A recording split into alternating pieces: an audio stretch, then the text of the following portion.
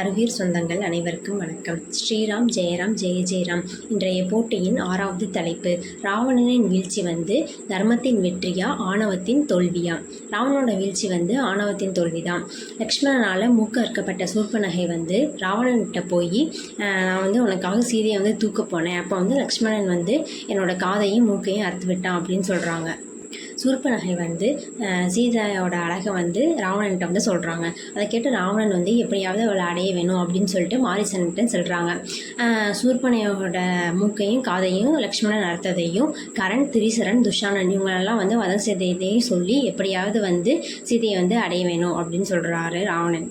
அதுக்கு மாரிசன் சொல்கிறாரு, உன்னோட இந்த செயலால் அரச குலமே அழிந்துவிடும். உனக்கு 1,00,000 மனைவியர் இருக்கும்போது நீ இன்னொருத்தவரோட மனைவிக்கு ஆசைப்படலாமா அப்படின்னு சொல்கிறாரு. இந்திரன் அகலியை விரும்ப நினச்சி கௌதம முனிவரால் சாபம் பெற்றான்.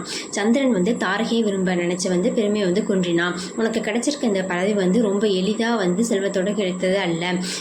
உன்னோட கரங்களையும் சிரங்களையும் அக்னியில் அகைதி செய்து பெருங்காலம் தவமாக பெற்றிருந்து கிடைத்த பதவி தான் இது. இதை பெண்ணாசையால் நீ இழக்காது அப்படின்னு மாரிசன் ராவணன்ட்ட சொல்கிறாரு.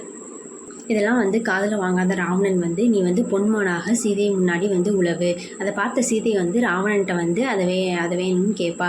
அப்போ ராமனும் லக்ஷ்மணனும் அதை பிடிக்க பின்னாடியே போகும்போது நான் சீதையை நயவஞ்சகமாக இழுத்துக்குவேன் அப்படின்னு ராவணன் சொல்கிறாரு. அதுக்கு மாரிசன் சொல்கிறாரு, என் இளம் வயதிலேயே என் தாய் தாரகையையும் என் சகோதரன் சபாகுவையும் ராவணன் கொண்டுட்டான். அப்போ நான் கடலில் விழுந்து தப்பி இத்தனை நாளாக உனக்கு உறவாக இருந்தேன்.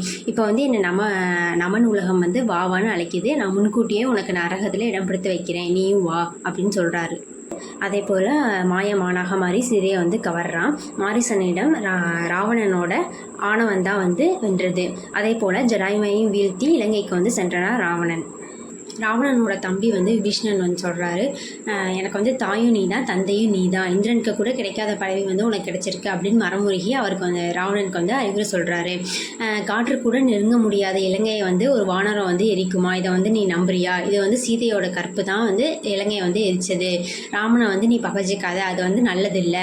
சீதையை விடுவிச்சு சிறையில் விடுவிச்சிரு அப்படின்ற விபீஷ்ணர் ராவணன்ட்ட சொல்கிறாரு. இதெல்லாம் கேட்காம அவர் ஆணவத்தால் நான் என்னோட உயிரை விட்டாலும் விடுவேனே தவிர சீதையை விட மாட்டேன் அப்படின்னு ஆணவமாக ராவணன் சொல்கிறாரு. அதே மாதிரி கும்பகர்ணன் சொல்கிறாரு, நீ 1000 மறைகளை ஓதிய புலத்தியர் மரபிலிருந்து வந்தவன். குற்றமில்லாத ஒருவனோட மனைவியை கொண்டு சிறையில் அடைக்கலாமா? ராமணனும் லக்ஷ்மணனும் இல்லாத நேரத்தில் தானே நீ சீதையை கவர்ந்துட்டு வந்த. இது மானமுள்ள ஒருத்தவன் செய்யலாம். உன்னோட வாழ்க்கை புலி சவாரி போல் முடிய போகுது. புலி மேலே எளிய ஒருத்தவன் அதை விட்டு இறங்கினாலும் புலி கொல்லும், இறங்காவிட்டாலும் புலி கொல்லும். அதே மாதிரி இப்போ நீ சீதையை சிறையிலேருந்து விடுவித்தாலும் உலகம் உன்னை அச்சத்துக்காக சீதையை விட்டுட்ட அப்படின்னு சொல்லும். அப்படி இல்லைனாலும் ராவணன் உன்னை அழித்து விடுவான் அப்படின்னு சொல்கிறாரு. இதையும் கேட்காத ராவணன் ஆணவத்தால் நான் உயிரை விட்டாலும் சீதையை விட மாட்டேன் அப்படின்னு சொல்கிறாரு. ராமனோட தூதுவனாக அங்கதன் இங்கே உள்ள அனைவருக்கும் மரணவாசம் நெருங்கிவிட்டது. பெண்ணாசையால் அழிந்தவர்கள் பலர், அதுபோல் நீயும் அழிய போகிற அப்படின்னு சொல்கிறாரு. எதையுமே கேட்காத ராவணன் ஆணவத்தோடு இருக்கான். நன்றி, வணக்கம். ஸ்ரீராம் ஜெயராம் ஜெய ஜெயராம்.